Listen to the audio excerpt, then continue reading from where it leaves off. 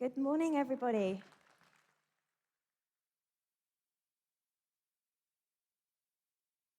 So, Hannah McKelvie. I am the cyber development principal at Telstra, and I can't believe a developer-focused conference kicks off with cyber. How incredibly fortunate you are. First of all, thank you to the marvelous sponsors who've made today possible.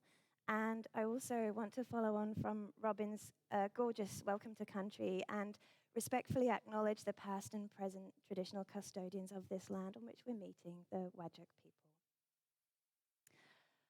I am ridiculously excited to be here today. I'm super excited to hear from the wisdom in the community. And I'm also excited because it's my first ever keynote. And for that, I just want to extend so much appreciation to the organizers and the support that they have given me to put me in this position and this opportunity. I absolutely love them all, and I love this conference very, very much. I have, as Amy's mentioned, traveled all the way from the UK, and from my earliest days in growing up in England, I've been exposed to life through arts and through science. My grandfather is an artist, was an artist. My dad is an electrical engineer and an artist. And so, keeping that in mind, I went to university and I studied cognitive science, which is blending computer science and psychology together, that sort of human and artistic streak along with the technology. I graduated and found myself working in the IBM UK Software Development Laboratory, and that was the first time I'd had a really strong skew to more towards the science and the tech. And although I was able to find a home for myself in the technical writing domain, it was still too far away from humans. And so I set about, after some soul searching, which is what you call being signed off work with depression in an era where you're not really allowed to talk about mental health challenges, I relocated myself to Singapore. I took on an IBM role there doing consulting work, which would see me offering solution designs, delivering training and education, and generally trying to assemble something from the random collection of licenses that the sales team had sold. Got to spend months at a time in places like Jakarta and Manila, KL, and further afield, Hanoi, Beijing, Chennai, Bangalore. And it was just the most remarkable 3 years of my life, getting that travel and exposure to different people and humans and places and countries. I also met my husband, hello, on a blind date in Singapore. And he's a health and safety professional. And we set about building a life together. And I have 2 kids. Hello. After we were in Thailand for about 4 years, and we were firsthand experiencing a military coup, the volatility of the oil and gas industry. We were like, yeah, maybe it's time for something new. So I personally was at that point in my career where I wanted to look for something that would give me long-term engagement. I wanted something that was relatively long-term stable, or as much as any of us could ever hope for, and also something that would just hold an interest and keep me fascinated for years to come. So on the one hand, I had blockchain, and on the other hand, I had cybersecurity at Telstra in Perth. And so here I am. And for the last 4.5 years, I've focused exclusively on DevSecOps and application security, and I freaking love it. It's the perfect blend of humans and process and technology and people. And I've got this crazy passion about breaking down those barriers between the security teams and the development teams. So I've had a blast, but I've also now got a new role, and that's exposing me to life beyond the DevSecOps domain. And having gone from this wonderful, beautiful place of working so closely on AppSec, the rest of cybersecurity, it's actually a bit tricky. So we're going to get warmed up today with some fun statistics. Did you know? In 2020, more than 1 cybercrime was reported every 10 minutes to the Australian Cybersecurity Centre. We expect that to increase to 1 every few seconds in the next decade. It's been a 500% increase in ransomware since 2018. And the cost of that to Australian businesses last year was 3.5 billion Australian dollars. And globally, in the next 10 years, we're going to see that soar beyond $250 billion.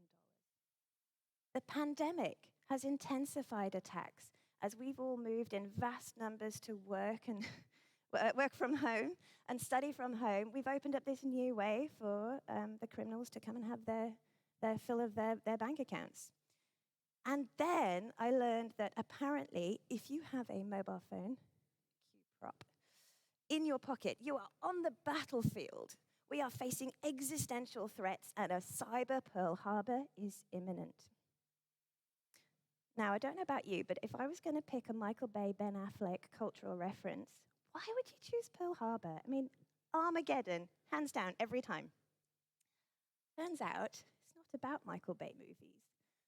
And although cyber Pearl Harbor was quite a new phrasing to me, because like I said, I've been in wonderful world of DevSecOps, it's actually been around for nearly 30 years as a concept. So it's not even this week's soundbite that you guys might have heard at the Cyber West conference a few weeks ago or watching 60 Minutes the other week. It's like I said, 30 years ago we coined the expression an electronic Pearl Harbor.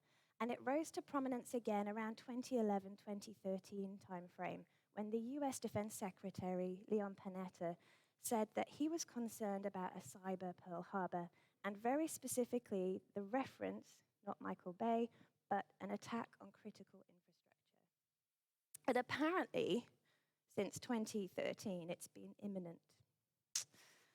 So, I got quite watching this stuff on this stage and our fearless leaders telling us all about how the world is, going to hell in a handbasket or whatever the expression is, like, okay, how do humans then react to these kind of challenging times?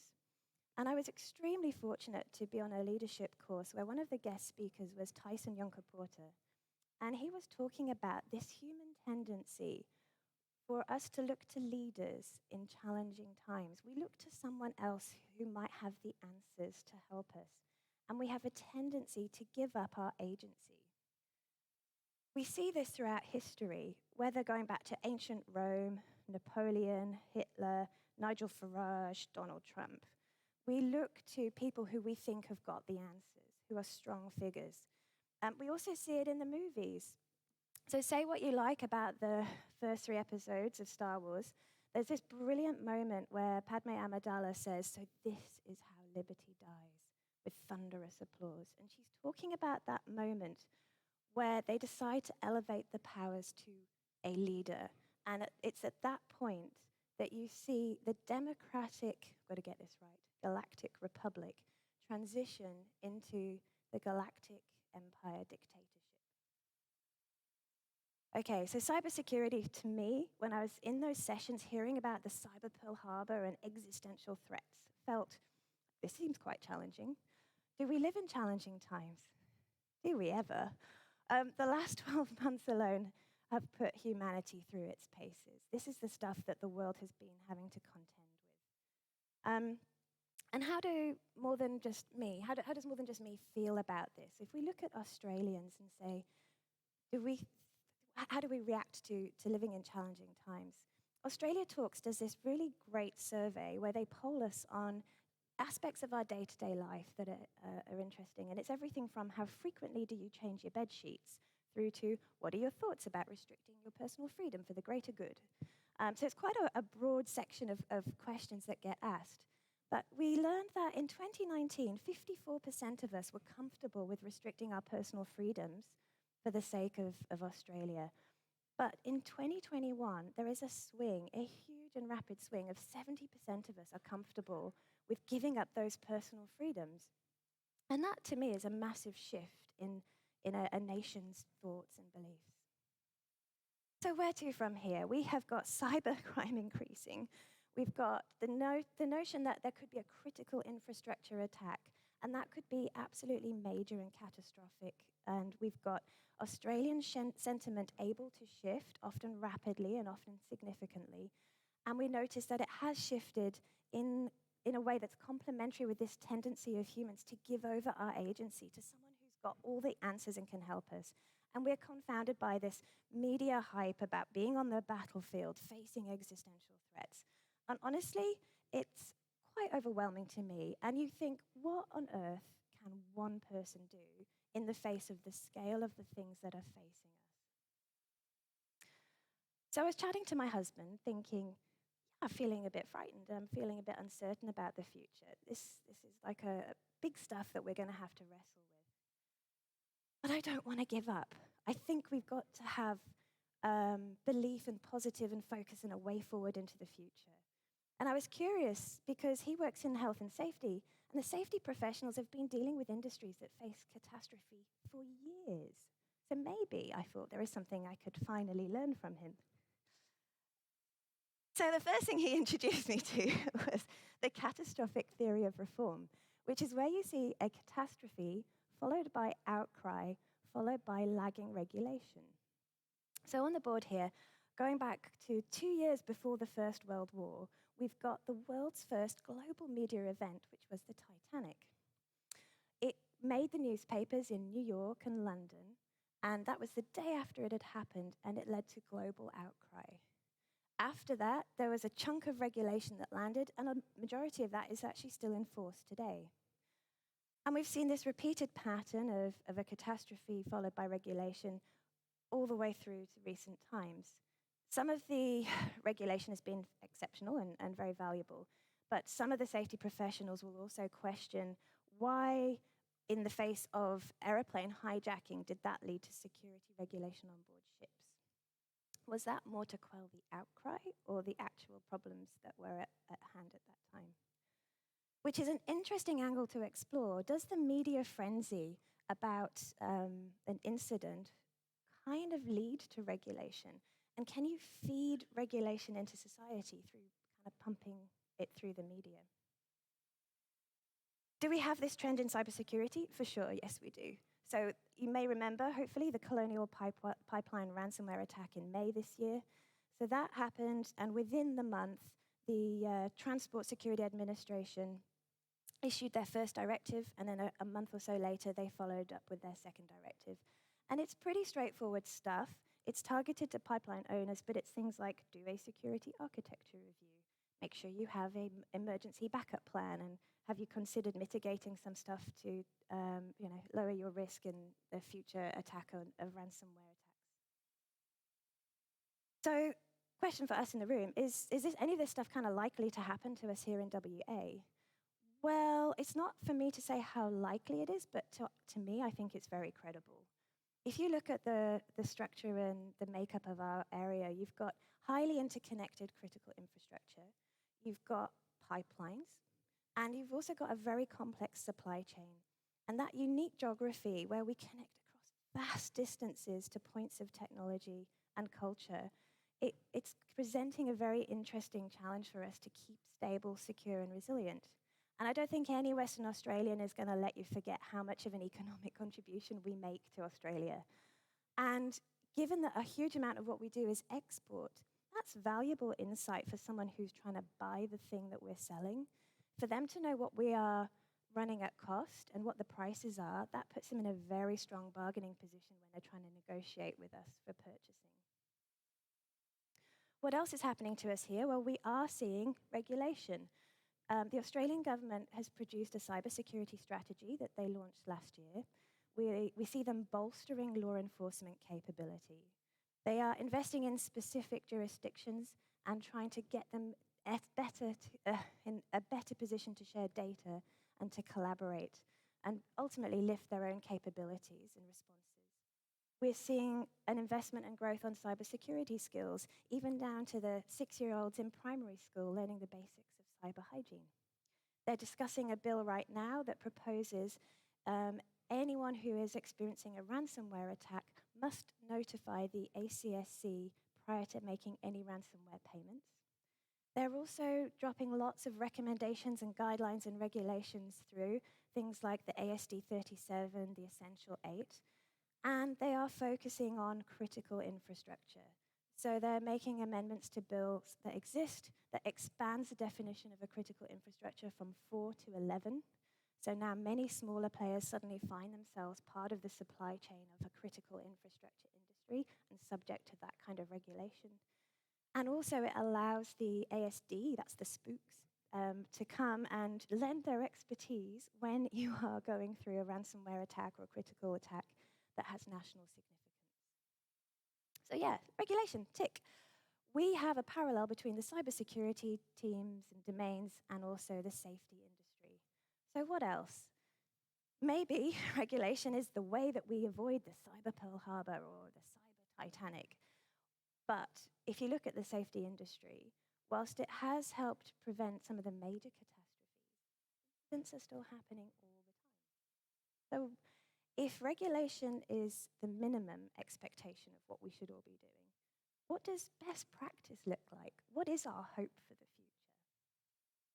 And bearing in mind, hat tip to DevSecOps, we're sort of responsible for everything as well, right? So this is interesting for me, I feel, to explore. What can we learn about cutting-edge thinking in the safety industry? So my husband introduced me to human and organizational performance, known as HOP. And essentially, incidents become learning events, and the incidents are explored through learning teams. And there are 5 core principles which we'll walk through now just to cement the foundation of this in your mind. And if you leave this room today taking nothing away from what I've said, please make sure that in your work and your companies, from Monday onwards, if you ever see anybody put root cause equals human error, you challenge them and you don't let that lie. So, what is a principle? Number 1, humans, people are fallible. We make mistakes. To err is human. This is a 300-year-old quote. It's not new, it's not controversial. We're always going to make mistakes. We do them on average 7 times an hour, which is why your backspace key is so shiny. Human error just simply isn't interesting. And we just really shouldn't be surprised when people are making mistakes. What can we do as a community here? Well, we can look at ways to remove the need for human involvement in the first place, therefore reducing the chance of a human error. Things like standardize your programming languages to be ones that are compatible with the security scanning systems. Use reference patterns, use repeatable, tried and tested approaches in your designs. Automate all of the things all of the time, and use things like paved pathways with checkpoints and break, build, and guardrails to help reduce the point of a human decision or a human involvement. Principle number 2, error-likely conditions are in fact predictable. So although you don't necessarily know when an error is going to happen, you're actually quite good at figuring out where an error might happen. So what we can start to do in our workplace is learn to recognize what is an error-likely condition. In pubs across the world, Irish pubs, you'll see signs like this. How many of you know where you need to go to the restroom when faced with that sign? And how many of you would know after 2 or 3 Guinnesses? This is an error-likely situation. We can improve upon the design by adding a little bit more insight. And just because you've improved your design once doesn't mean you can't continue to improve and give people a fighting chance to go where they really mean to go. In the same place of security, there are error-likely situations everywhere. This is the DevSecOps infinity loop with all the security services that we could offer. And so knowing that people are likely to make mistakes in their planning phase, we offer the security architecture assessment and review. Knowing that people are likely to introduce errors into their code, we do manual code review. And knowing that secure code reviewers are humans and are liable to make mistakes, we do automated secure code reviews. I probably could stay on this slide for about 4 hours, but noting we're running a little late, I'm going to scoot on to number 3, which is that individual behaviours are influenced. I think anyone who's ever sent their kid to daycare can really relate to this one. Behaviour is a result of both beliefs and attitudes, and it's also formed by what we're getting exposed to.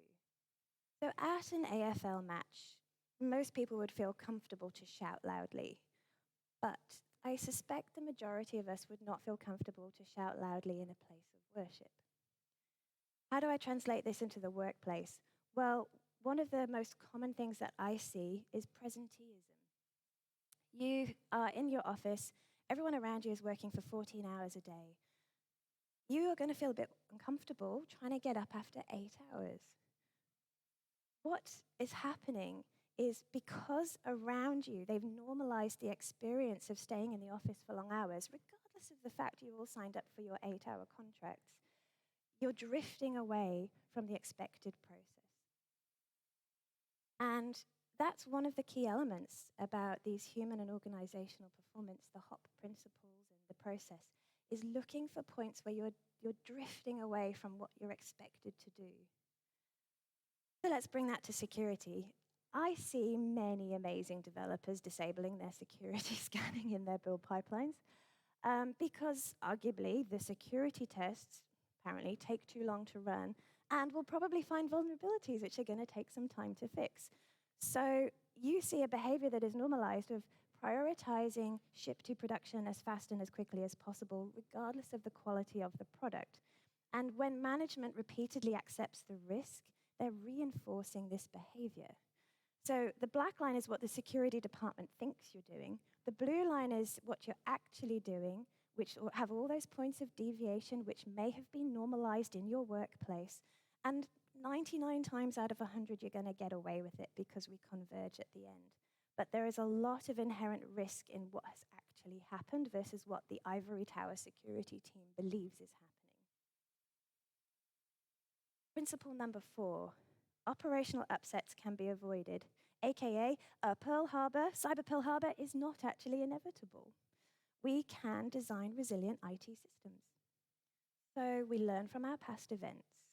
We model cybersecurity risks, engage cybersecurity professionals, and design your scenarios and your systems to have risk as low as reasonably practical. So this family are off an adventure. One flat tire is not going to spoil their fun. Given where they're going, they've determined that having the second spare tire, the cost benefit of that second spare tire, is reasonable and practical. So what does it look like for us at work?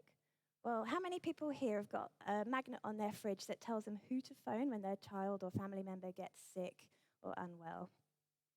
How many of you got something that tells you who to phone at work when you're working at home and your system has just got ransomware and you can't even log in to figure out who the phone number to... We don't necessarily plan for the disaster scenario particularly well, but the health and safety guys have brought that mindset through to the industries they work with. So they will plan for the emergency situation, and it allows them to contain and control it as much as they possibly can and reduce the potential scope of a catastrophe. So they plan the emergency, they document every single step that every person should follow in that situation. They print out and laminate copies of contact details and processes, and they also run tabletop exercises to increase familiarity. We see so many times when we go into companies and there's been an incident, the first thing that the human tries to do is that, oh God, I've got to fix this. And they try and restore and recover and get services running for the customer. But actually, one of the things that we really wish people would do is pause and take a forensic snapshot, because that can give you insight into maybe how you got compromised by the criminals and what they've taken. And I tell you, knowing those two pieces of information will save you weeks of worry and heartache and extra work downstream.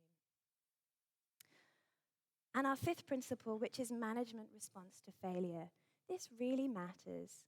Responding negatively is going to lead to undesirable behaviors, and it will hinder our ability to learn and grow. So you can blame and punish, you can learn and improve, but you cannot do both. And management needs to recognize that learning is real work. It's legitimate, worthwhile use of our time. And people need to be able to report and feel that they're in a safe space, no reprisal, and discuss where maybe those points of drift have occurred. Okay, so those are the core principles of HOP. What do we do with that in our mind? How do we maybe translate some of these security, safety analogies into something that in cyber security we could run with from tomorrow? We are going to look at the idea of a learning team.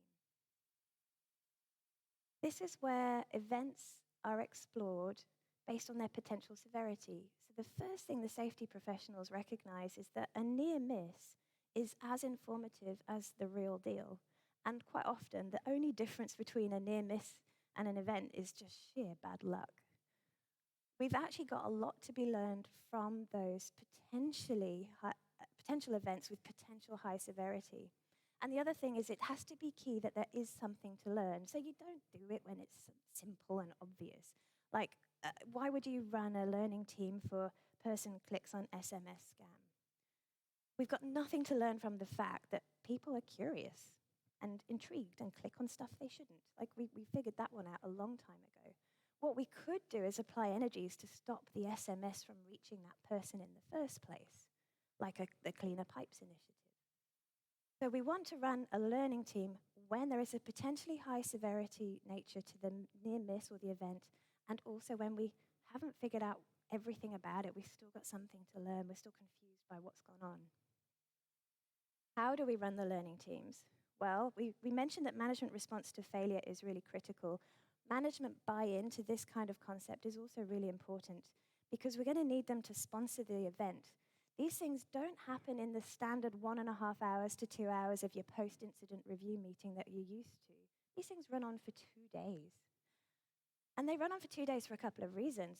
First of all is it gets you out of that rabbit in headlights moment. If you're in a PIR and you're put on the spot to think and have all the answers and be creative, there's that kind of panic or frozen experience that you get. And it's preventing you from allowing the ideas to flow. And the other one, which I'm sure loads of you have experienced, is that eureka moment where you step away from the situation or your desk and you could be out for a walk, or you could be in the shower, and it just suddenly that moment strikes you and you realize, I know what I need to do. I don't know if it's called soak time because you're in the shower, but there is that concept of taking time to experience something. You can be even more creative and thoughtful. So another part of how we learn the teams is we get the right people into the room, and we gather collected people who've got related and tangential and also direct experience of the processes and the systems that might have been involved. And on the screen here, you've got Ted Lasso's Diamond Dogs. Actually, that's the second thing you need to take away from my presentation today. Go watch Ted Lasso. It's the best thing in the world. This is a fabulous learning team in action. They've got a player. They've got a coach with related experience from a different sport. They've got an operationals manager. They've got the locker room attendant. And they've got the remarkable Ted Lasso, who creates a wonderful, safe space for them to explore ideas. And another thing is to have a third-party facilitator. So have someone in the room who has no bias. What we find through the classic 5 whys of incident investigation is humans tend to have a belief about what they think has happened, and they will drill down to make sure it lands and reconfirms their biased starting position. And that third-party external facilitator will help you to create that safe space by reducing this fear of blame and reprisal. And like I said, scheduling these things, it's a 2-day thing. I mean, I still actually stand here on stage and say we should do this and struggle to believe that this is what we should do. Like, who gives up 2 days to anything? It's tricky, right? What would the 2 days start with? So you'd be on day 1, you'd be talking about anything except the actual event. And one of the things you can do is to open up the dialogue and ask people, what are you upset about right now? Get it off your chest. Just have a rant, get on your soapbox, go for gold. And you'll get, they don't approve my timesheets on time, I hate the chocolate in the vending machine, and another thing, and another thing. And once you've got through that, you've created a safe space where humans feel listened to, and that their opinion counts. They are so much more likely to feel that they can contribute, and that their contribution is going to be valuable. And you take time to understand how their job is done. Remember the drift. Like, that's how the job is done. It doesn't matter what the process says it was at this stage. We need to uncover the points of drift. And I know we all do this. Avoid going into your solution, instant problem-solving mode. And then on day 2, that's when you move the focus to the actual event itself. So all of day 1 is nothing that is focused on the thing that's caused you even to convene this learning team. And you're drilling down into how do you do what you do. You cover the walls with whiteboard scribbles or post-it notes, and you map out how each person does their job for real life. And what are the outcomes from a learning team? So you're looking at something that is identifying how the job is done and how it can be done better. You are acknowledging that people will drift away from the defined process. And that's often because the processes are just unrealistic. They're just unworkable. But no one's managed to figure out how to communicate that to the person that wrote the process. And you find better ways to do the work.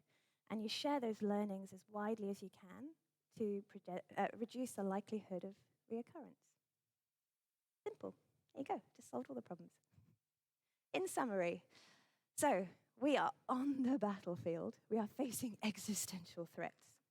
We have got ransomware increasing at an alarming rate, and you can buy it for a couple of dollars, and you don't need any technical skill to kick it into action. And a cyber Pearl Harbor is imminent. We've learned that humans will look for a leader and hand over their agency to someone who has all the answers. We can see that right now, Australian sentiment has shifted complementary to that, and that 70% of us would be more comfortable with doing that. And we all know where that leads. Quite the thing to live in fear, isn't it? But not wanting to give up hope. We've had a look at there may be a place for regulation. And it has had some positive effects, but there's also examples of where maybe the regulation has been more for the outcry than the actual event itself. And then we've had a look at the world of human and organizational performance. We've moved away from blaming and shaming and human error as a root cause and incident investigations and the 5 whys, which is the blunt tool of blame. And we've had a look at maybe we change the dialogue. We accept that humans make mistakes. It's not going to surprise us. There's nothing new to learn from that. We get people together. We make a safe space, inclusive, multiple different diverse points of view are welcome, and we run a learning team. And we genuinely are working on learning for the benefit of the whole. And with that, maybe we have this opportunity. So please don't give over your agency just yet. Come together, create and promote those safe spaces, work together, following those principles, and who knows, maybe we'll survive or not even have to deal with a cyber Pearl Harbor of our own. Thank you.